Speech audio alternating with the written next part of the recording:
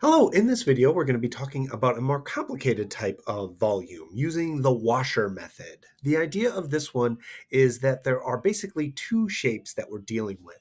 An outer one that is most of the mass of our volume, but then there's an inner part that needs to be removed. So it is similar to the area between two curves where we needed to take too much area and then remove what we didn't want, but now we're doing that in a three-dimensional space, taking our outer shell and then removing the inner piece. So the idea is we will find the volume of our outer one and then subtract the volume of our inner one. So we could do a volume just like we were doing with a disk method, where we do pi and from a to b, and we do our outer radius, then minus another integral with a pi and a to b, but in our inner radius. But it's super big pain to do two separate integrals. So using the properties of integrals, we're able to bring them together into just one integral and do the radius of our outer minus the radius of our inner. This works the same way if we are rotating these planes around the y-axis. We can integrate with respect to y, and again do our outer radius minus our inner radius. So you can see here in this problem that we are rotating around the x-axis. So we kind of go whoop around this way. But something to be aware of, make sure you do not fall into this trap. We don't do top minus bottom or outer minus inner first and then square them. They actually need to be squared separately, as you can see over here, that we square the 4e to the x and we square the 4 separately and then subtract them. The order of that is quite important. Otherwise, you get a crazy FOIL, which is very different than squaring them separately.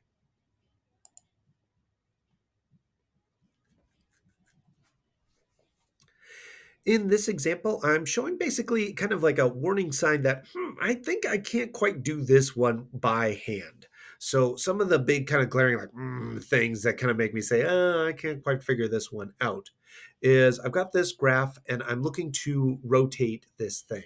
But I need to know where this point and this point are in order to be able to integrate this.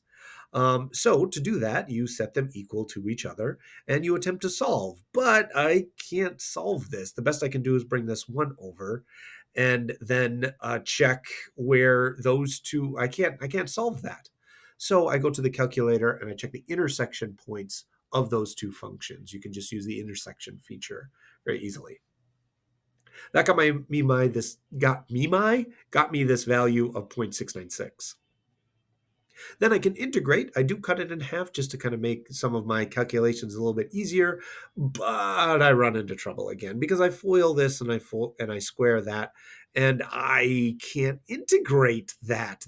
I can integrate this, I can integrate this, I can integrate this, but that cosine squared, oh my gosh, I got to do crazy like expanding the squared trig functions.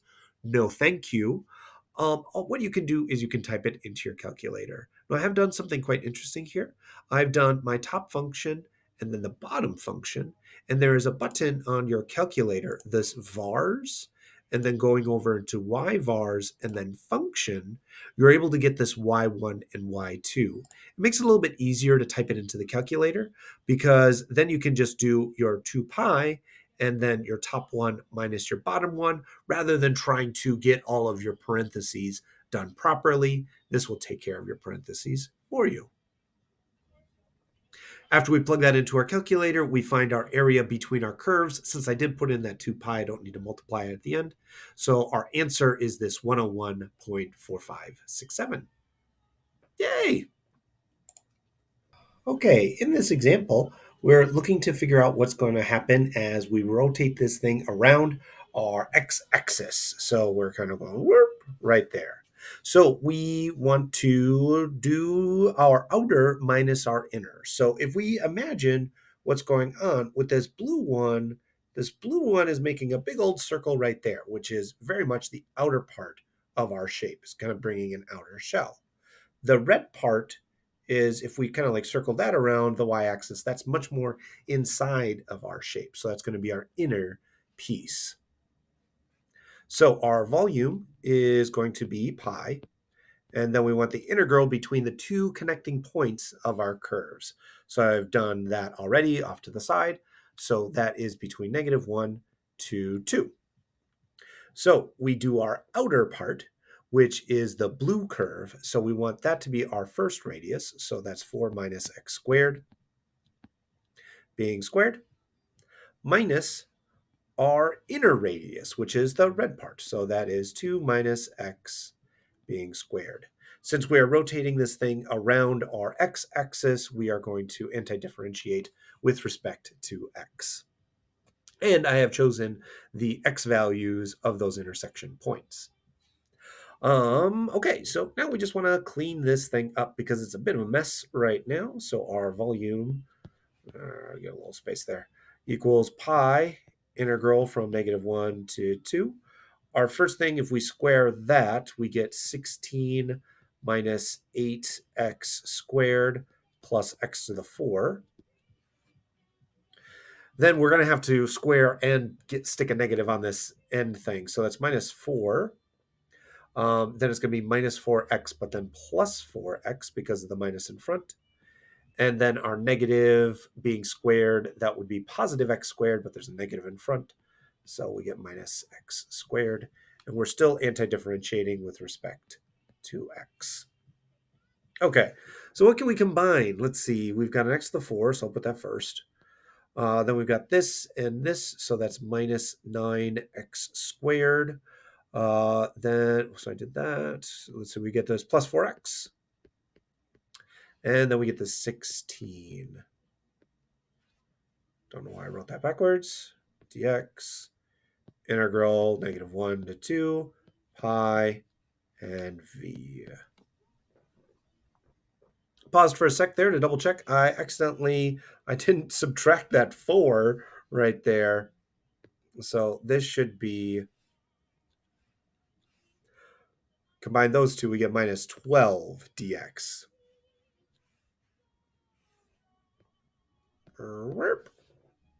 And I think that looks more like what I wrote down when I was taking my time and not rushing in a video. So our volume, let's integrate. So that is pi going from, let's see, we got x to the 5th over 5 minus 9. Let's see, that's going to be x cubed. 9 divided by 3 will just be a 3. That looks like an exponent. Plus, we're going to have an x squared divided by 2, but then multiplied by 4 gets us 2 minus 12x going from -1 to 2. Okay. At that point, it's a matter of just like plugging in your numbers, making sure that your numbers work out okay. When we're all said and done, it gets to be a bit of a mess, but it's not worth our video time to do the fundamental theorem of calculus. We get 108 pi over 5. Recommend that I probably put in pause here so that you can work that out yourself. Make sure you got 108 pi over 5. But that's it. All right, so in this one, we're looking to rotate our region around our x-axis. So we do have everything with respect. We got y and it equals x stuff. Great. We want to figure out what our outer minus our inner stuff is. So if we want to picture what's going on, is this one is sort of like our topmost thing. That is our outermost piece. And then our innermost piece is that one. So it is very much still our top minus our bottom when we're figuring it out with respect to x. We just got to add all this like pi jazz in front of it. So this is going to be the integral. We're finding our antiderivative with respect to x since we're rotating around the x-axis. So let's make sure we put in our x values. Not that it makes much of a difference. We want to do our outer volume, which is x squared. We want to square that because we always square our radii, minus our inner volume, which is x to the 5. We want to square that as we do with our radii. Since we're rotating around our x-axis, we want to remind ourselves that we're integrating with respect to x. So this is pi, doing a little cleanup, integral from 0 to 1 dx So then we get x to the 4 minus x to the 10th. Ooh, such exponential ideas we have here.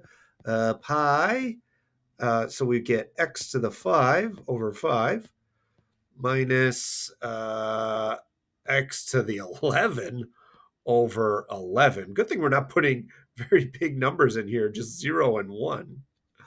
Now, when we put in our top value, we get pi times 1/5 minus 1/11th.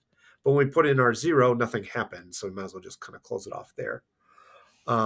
So shoot, what is that? That is, let's see, 11/55 minus 5/55. So our answer is 6 pi over 55. All set. So in our video about the washer method, a reminder that very similar to when you're finding the area between two curves, you want to do kind of like top minus bottom, but you're doing volumes. So it's the volume of the outer piece and minus the volume of the inner piece. Imagine that you've got a big chunk of wood and you're kind of forming this outer piece, but then you're taking stuff out from the middle. That's that subtraction. When you're finding those two things, make sure you're squaring them first and then subtracting, not subtracting our two radii and then squaring. If you do it in that wrong order, it's incorrect. It should be square first and then subtract second. That's it for our video. Thanks for watching. Bye-bye.